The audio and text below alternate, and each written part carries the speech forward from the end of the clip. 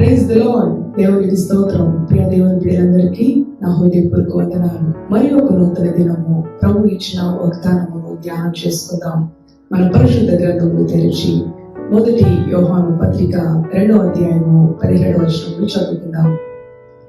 లోకమును దాని ఆశలు గతించిపోవచ్చున్నవి కానీ దేవుని చిత్తమును జరిగించువాడు నిరంతరము నిలుచును. మరి ఒక పర్యాయం చదువుదామా? లోకమును దాని ఆశలు గతించిపోవచ్చున్నవి కానీ దేవుని చిత్తమును జరిగించువాడు నిరంతరము నిలుచును. హల్లెలూయా. ఈ ఉదయ కాలము ప్రభు యొక్క వాక్కు ఎంతో శక్తివంతంగా మనతో మాట్లాడుతూ ఉన్నది. ప్రియ దేవుని బిడ్డలారా, డిసెంబర్ మాసంలో సంతోషకరమైన ఈ దినాలలో ప్రభు యొక్క వాక్యం సెలవిస్తూ ఉంది, దేవుని చిత్తమును జరిగించువాడు నిరంతరము నిలుచును అని. అవును, దేవుని యొక్క వాక్యము మరి ఒకసారి మనకు ప్రత్యక్షపరచబడినది. ఈ సంతోషకరమైన రక్షకుడు పుట్టాడు అనే ఆనందకరమైన దినాలలో ఈ ఉదయ కాలము లేచి ప్రభువుని స్తుతిస్తూ ప్రభువులో ఆనందిస్తూ ఉన్నామా? ప్రియ సహోదరి సహోదరుడా, పరిశుద్ధ గ్రంథంలో లోకమును దాని ఆశయు గతించిపోవును, లోక ప్రేమ అశాశ్వతమైనది. అవును, దేవుని చిత్తమును జరిగించువాడే నిరంతరము నిలుచును. నీవు నిరంతరము నిలవాలి, ఆయన చిత్తములో ఆనందించాలి, ఆయన మహిమ కొరకు జీవించాలి అన్నదే ప్రభు యొక్క ఉద్దేశం. కనుకనే ఆయన దేవుని వేడి ఈ భూమికి వచ్చి నన్ను రక్షించిన రక్షకుడిగా మనలో వసించాడు. పరిశుద్ధ గ్రంథంలో జక్కయ్య అనే ఒక వ్యక్తి ప్రభువుని చూడాలని ఆశించాడు. దేవుని యొక్క చిత్తము నెరవేర్చుటలో ఆ ఆశ మనకి కనిపిస్తూ ఉన్నది. అతను ఒక సుంకపు గుత్తదారుడు. మరి ప్రజల దగ్గర ఎంతో అన్యాయంగా ధనమును దోచుకుంటున్న వ్యక్తి ప్రజల దృష్టిలో ఒక పాపిగా పిలువబడుతూ ఉన్నాడు. పాపము చేత మరి ఏ విధమైన మంచి సాక్ష్యము, మంచి పేరు లేకుండా సమాజంలో జీవిస్తున్న వ్యక్తి. అటువంటి వ్యక్తి హృదయంలో యేసును చూడాలి అన్న ఆలోచన అతనిని దేవుని చిత్తము నెరవేర్చుటలో అతడు నిత్యము నిరంతరము నిలిచే విధంగా లోకము దాని ఆశలు గతించిపోవను. అవును, అప్పటి వరకు తనకు లోకములో ఆశ ఉంది, ధనము పట్ల ఆశ ఉంది, సమస్తము కూడా మరి ఒక వచన భాగంలో ఉంటుంది. సర్వలోకాన్ని సంపాదించుకుని వారి ప్రాణం పోగొట్టుకుంటే వారికి ఏమి ప్రయోజనం కదా? దేవుని చిత్తము నెరవేర్చడానికే రక్షకుడు ఈ లోకానికి వచ్చి ఉన్నాడు. మానవునిగా ఈ లోకములో అంతయు కూడా నేత్రాశ, శరీరాశ, జీవముటము అవి తండ్రి వలన పుట్టినవి కావు. తండ్రి వలన పుట్టినవి నిరంతరము నిలిచే విధంగా, దేవుని చిత్తాన్ని జరిగించే విధంగా జక్కయ్య మేడు చెట్టు ఎక్కి ప్రభువుని చూస్తూ ఉన్నప్పుడు ప్రభు జక్కయ్య హృదయాంతరంగంలో ఉన్న ఆశను చూచి జక్కయ్య దిగిరా అని ఆయన పైకి చూస్తూ జక్కయ్య వైపు చూస్తూ పలికినప్పుడు మనుషులు ఆశ్చర్యపోయారు.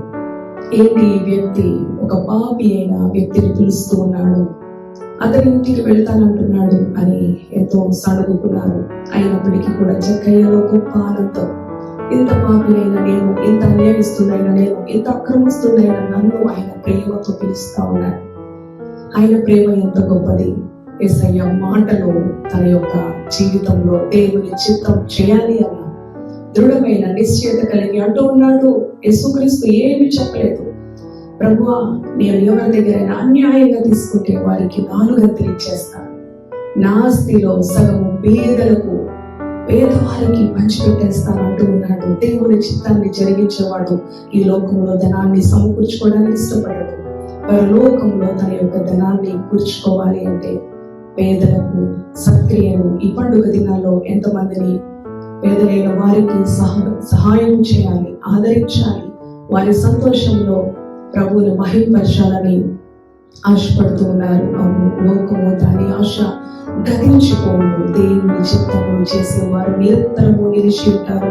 2023 సంవత్సరం మరి ఒక రక్షకుడు పుట్టాడు అనే క్రిస్టమస్ ఆనందాన్ని ప్రభు ఈ సంవత్సరం కూడా మనకు అనుగ్రహించి ఆయన చిత్తమును నెరవేర్చుటలో, ఆయనను మహిమపరచుటలో శాశ్వతమైన ఆనందం ఉందని ప్రభు మరి జక్కయ్య యొక్క జీవితం ద్వారా తెలియజేస్తా ఉన్నాడు. జక్కయ్య అనుకున్నాడు, ఈ లోకంలోనే శాశ్వత ఆనందం ఉంది, ఈ యొక్క ధనంలోనే మరి సుఖము సంతోషము ఉన్నది అనుకున్నాడు. కానీ యేసుక్రీస్తు తన జీవితంలోకి వచ్చినప్పుడు నిజమైన ఆనందాన్ని, శాశ్వతమైన ఆనందాన్ని, నిరంతరము నిలిచి ఉండే ఆనందాన్ని దేవుని చిత్తంలో కనుగొన్నాడు, స్వతంత్రించుకున్నాడు.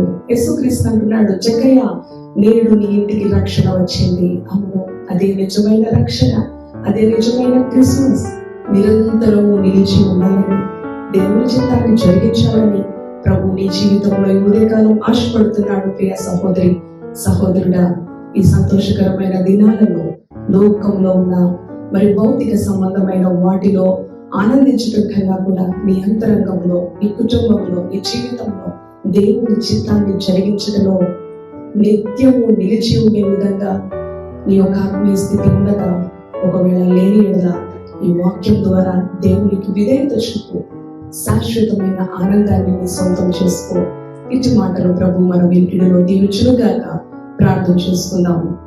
దయగలిగిన తండ్రి, పరిశుద్ధుడా, నీ పరిశుద్ధ నామానికి వందనాలు, స్తోత్రాలు. మొదటి యోహాను పత్రిక 2వ అధ్యాయం 17వ వచనం, లోకము దాని ఆశ గతించుకోము, దేవుని చిత్తమును జరిగించేవాడు నిరంతరం ఉండవచ్చు.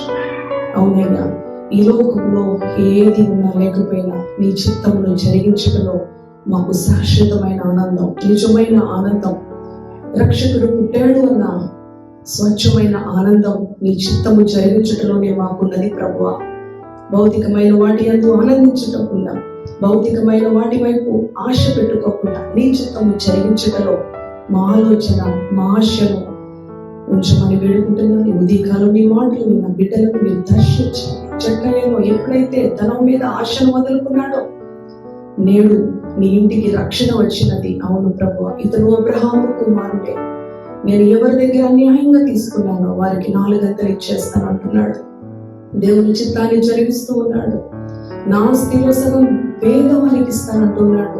ప్రభువా, నీ చిత్తాన్ని జరిగించే వారి యొక్క క్రియలు, వారి విధానము ఇటు రీతిగా ఉంటుంది అని నీ వాక్యం ద్వారా తెలియజేస్తాం. మొదట నా రాజ్యము, నా నీతిని వెతుకుటి అంటున్నాం.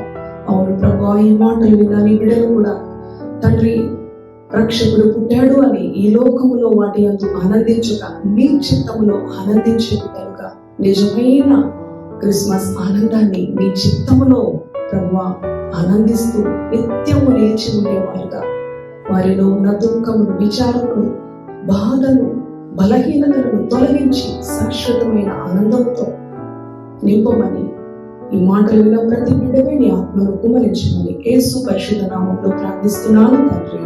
ఆమేన్, ఆమేన్. Praise the Lord. God bless you. Thank you.